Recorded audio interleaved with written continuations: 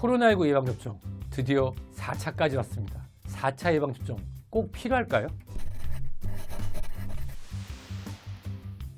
저는 2021년 3월 아스트라제네카 1차, 5월 아스트라제네카 2차, 그리고 12월 화이자 3차 부스터까지 완료했는데요. 그렇다고 하면 4차 예방접종 닥터유는 꼭 맞아야 할까요? 자, 2021년 12월 이스라엘 보건국에서는 하나의 문서가 전달되었습니다. 4차 예방접종 필요하니 승인해 주십시오. 이것을 받은 예방접종 권고위원회와 많은 의료진들은 고민을 했는데요. 결론이 났습니다. 거절. 4차 예방접종 시기상조 진행을 허가하지 않는다. 여기에 많은 의료진들이 연구를 진행했는데요. 실질적으로 2021년 12월 150명의 의료진들이 자발적으로 참여하여 혈액검사를 통해서 3차 예방접종 부스터샷을 완료한 사람들의 중화항체 수치와 CMI라고 하는 항체 역할을 평가를 해서 낮게 나온 사람 150명을 선정해서 예방접종 부스터샷이 진행되었습니다. 예방접종이 진행된 후에 부작용은 몇 명이었고 실질적으로 효과가 얼마 나왔는지 지금 연구가 진행 중인데요. 연구 결과는 2022년 1월 말쯤에 발표될 예정이라고 합니다. 과연 의학적으로 4차 예방접종이 필요한지 한번 풀어보도록 하겠습니다. 면역학적으로 봤을 때 코로나19 예방접종이 아스트라제네카, 얀센과 같은 바이러스 벡터 타입, 즉 인플루엔자 예방접종 같은 방식이나 메신저 RNA의 파이자 또는 모더나, 그리고 대한민국에 곧 도입되는 나노 기술의 단백질 재조합 방식의 노바백스 예방접종도 중화항체는 평생 지속되는 것이 아니라 유효기간이 있습니다. 그런데 궁금한 게 있다고요? 홍역 같은 예방접종은 한 번 맞으면 거의 평생 간다고 하는데요. 그렇습니다. 홍역, 풍진, 볼고리, MMR 예방접종 같은 경우는 2번 또는 3번 예방접종을 하게 되면 이것이 약독화 생백신이기 때문에 바이러스가 아닌 균에 대해서 우리 몸에 30년 이상의 항체가 지속되는 것을 확인했습니다. 하지만 독감이나 코로나19 바이러스 같은 경우는 지속적으로 변이가 나타나고 변종도 쉽게 나타나기 때문에 매년 우리 몸을 보호하기 위한 추가 예방접종이 필요한 것이 사실입니다. 현재 나타나는 예방접종을 보면은 2번의 예방접종을 완료하고 대한민국 정부 지침에는 3개월, 미국이나 유럽 같은 경우는 4개월에서 5개월 이후에 3차 예방접종 부스터샷을 진행하게 되는데요. 그렇다고 하면 이것이 면역이 얼마나 지속되고 언제 4차 예방접종이 필요한지는 아직까지 의학적으로 의문에 남아 있습니다. 하지만 우리가 한번 생각해 볼 수 있는 게 있는데요. 실제로 독감, 인플루엔자 예방접종이 우리 몸에 충분한 중화항체와 면역을 갖추는 데는 젊고 건강한 사람은 6에서 8개월,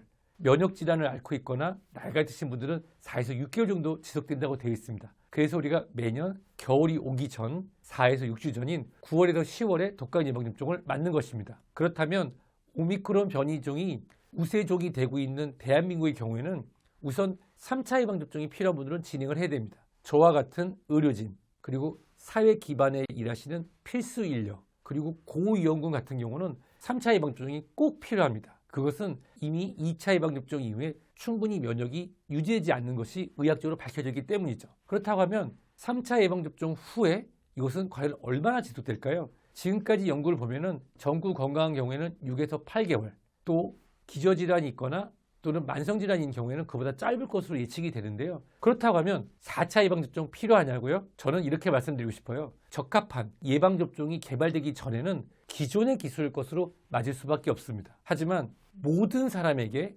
4차 예방접종을 권유하는 것은 의학적 근거도 현재는 부족할 뿐만 아니라 면역 과다가 발생하는 경우에는 오히려 부작용 등이 나타나서 예방접종에 대한 거부감이 나타날 수도 있으니 너무 무리해서 단축해서 4차 예방접종을 하는 것보다는 저와 같은 필수 의료 인력, 그다음에 사회 필수 인력, 그리고 정부에서 정하는 인력에서 진행하고 젊은 층인 경우에는 선택적으로 할 수 있도록 하는 것이 국민의 동의도 끌어낼 수 있고 정부의 시책에도 잘 따를 수 있을 것으로 판단이 됩니다.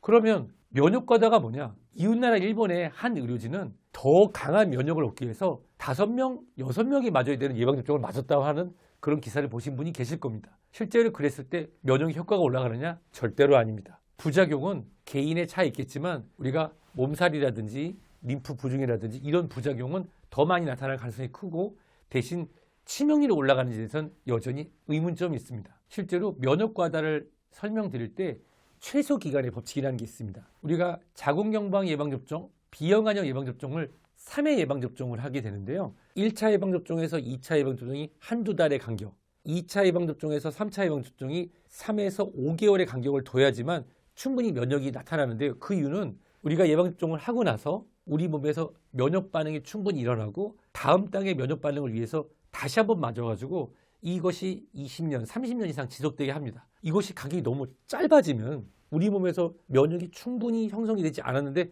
또 다른 접종을 하게 되면 실제로 세 번째는 무효가 될 가능성이 큽니다. 즉 예방접종을 했지만 부작용은 나타나는데 실제로 우리 몸에 충분한 면역체를 끌어올 수 없기 때문에 너무 당겨서 예방접종을 하거나 너무 고용량을 예방접종하는 것도 우리 몸에는 도움이 되지 않습니다. 그렇다고 하면 짧은 기간에 너무 많은 예방접종을 하는 것은 결론적으로 항체가 오래 지속되거나 올라가는 데 크게 도움이 되지 않으며 오히려 부작용이 나타날 가능성이 특히 젊은 층에서 많기 때문에 4차 예방접종이라는 표현보다는 2022년 겨울이 오는 시점에서 독감, 인플루엔자와 같이 예방접종이 진행될 것을 제안드리고 싶습니다. 계절성 독감과 계절성 변이 코로나 바이러스에 대한 예방접종으로 이미 연구가 진행되고 있어서 하나의 접종에 독감과 코로나 바이러스 변종이 같이 들어있는 예방접종을 할 수도 있을 거고요. 코로나19에서 진행되고 있는 변이 중에 가장 최신의 예방접종을 하나, 독감 예방접종을 하나 함으로써 기존의 예방접종이 갖추지 못했던 항체와 면역력을 갖출 수 있을 거라 판단이 됩니다.